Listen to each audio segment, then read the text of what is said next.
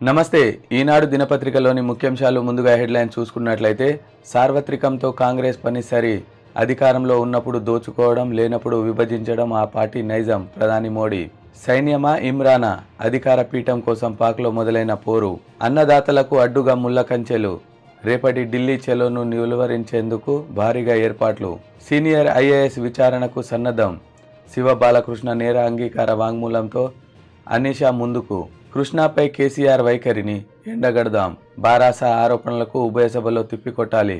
ఎమ్మెల్యేలు, ఎంపీలకు సీఎం, మంత్రులు దిశానిర్దేశం. గ్రూప్ 1 పై కీలక అడుగు. సుప్రీంకోర్టులో అప్పీలు, ఉపసంహరణకు పిటిషన్. భాజపా విజయ సంకల్పం. 20 నుంచి అన్ని అసెంబ్లీ నియోజకవర్గాల్లో యాత్రలు. కొడంగల్కు వైద్య కళాశాల, నర్సింగ్, ఫిజియో, పారామెడికల్ కాలేజీలు కూడా. చెరువులు కబలించాయి. 2 సంఘటనల్లో 4 బాలుర దుర్మరణం.